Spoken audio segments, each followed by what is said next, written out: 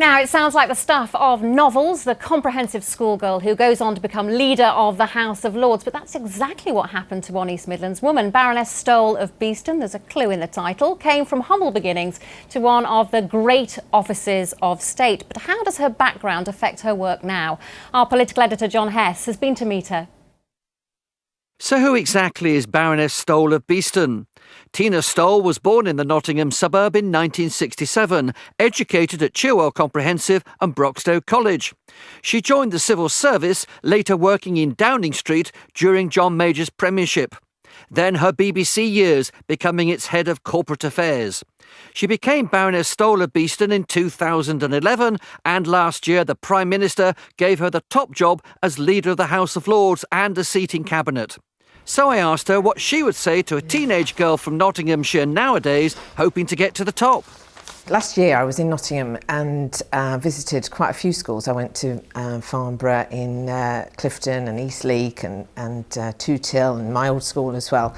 And my basic message to all of them was about a real commitment to work hard. My father was a painter and decorator. My mum had worked in the local factory.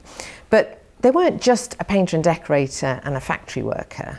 My dad wanted to be the best painter and decorator in Nottingham. My mum took pride in the work that she did when she went out to the factory every day. And that sense of pride in what you do is actually what will propel you ahead, regardless of where you come from. So how did your Nottingham Beeston upbringing help to shape your politics? I don't come from a political family at all, although interestingly my grandfather, who died before I was born, was a councillor in Beeston. He was a Labour councillor actually. But aside from him, in my family we never got involved in politics. You would have been at Chilwell Comprehensive during those Thatcher years. How much of a role model was Mrs Thatcher to you?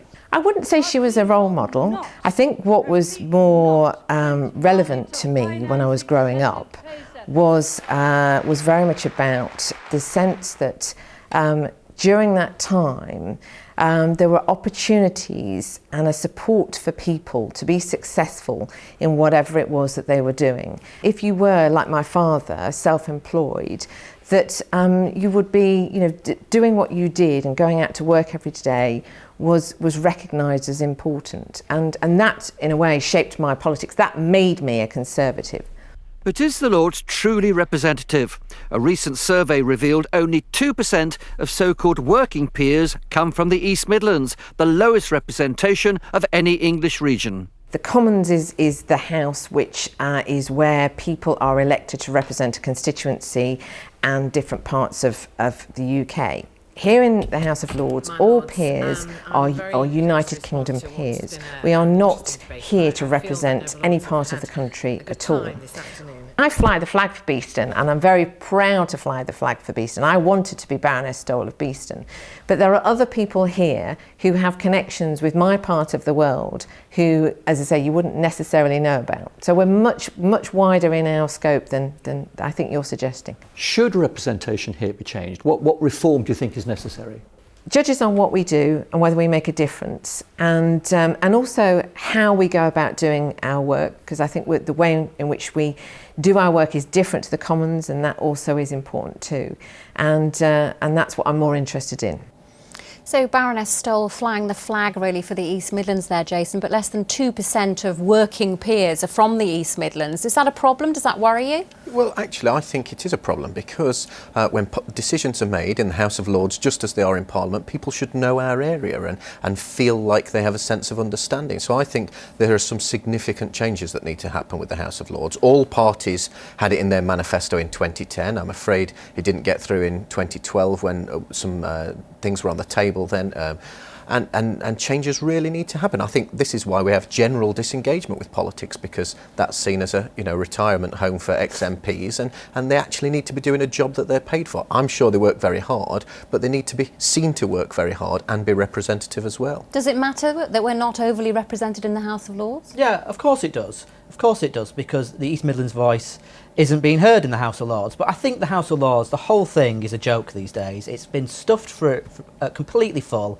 It's one of the biggest houses of Parliament in the world. We've got to completely reform it. I think we should democratise. How would it should you be reform democratic. It should be democratic, and we can have a debate about the different electoral systems. But we should have it should be democratic, and each region should have so many places. I mean, people have different opinions about how they should be elected. Some people call it a Senate or whatever. I don't mind, but it has to be democratic. We can't go on with this at the moment. I think the thing's becoming a bit of a joke, to be honest. Doesn't it damage the Commons, though, if you have elected Lords? No, why not? People still have a mandate. It's much more of a scrutiny function. I mean, it's a shame in 2012 Labour chose to vote against those plans, because there were good plans on the table to move forward to an election. Programme motion, which is not quite... You had a chance to do something positive. It wasn't done. And actually, some progress would have been better than nothing. Now we've got 700 and something peers there that not many people know who they are or what they do, and I think that's the real problem. They don't know our area because we haven't got enough of them, and the public can't engage with the House of Lords because it's, it's a long way away. Where do we go from here? Well, there's been some motions on the table. The Labour and the Lib Dem policies on an elected Senate, or one term of 15 years, or a regional proportional representation list were pretty similar. I'm sure there's some ground that we could break, but we need to do something, and I'm afraid Labour wasted that opportunity when they had 13 years, when Tony Blair had a massive mandate and could have got that through, because it was a tough thing to do. Well, I think we had other priorities at the time when we were in government, but it's clear that we need to do something.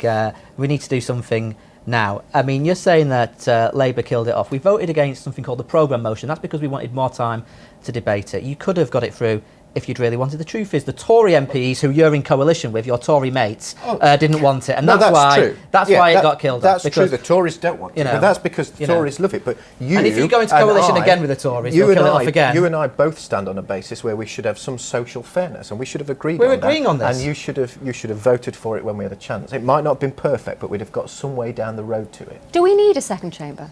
Well, that's a good question. That is a good question, but there are some people who think we don't. I think it all has to be explored. Certainly the policy of the Labour Party is that we do have a second chamber, which is a Senate of the Regions is one name that's been floating around. But all these things need to be looked at, but we cannot go on with the Prime Minister just appointing his cronies, and sadly, a lot of these people who've been getting appointed tend to be giving a lot of money to the Tory party as well. What a coincidence. Well, they're not here to defend themselves, obviously, but you look like you're agreeing with what John's just said. Well, I think all parties have been guilty of that in the past, and I think we do need a second chamber. Parliament needs a check and a balance to make sure that they review some stuff. Sometimes some really good things have come out of the House of Lords. We just need to make sure that we have a say on who's in there, not just the Prime Minister. OK.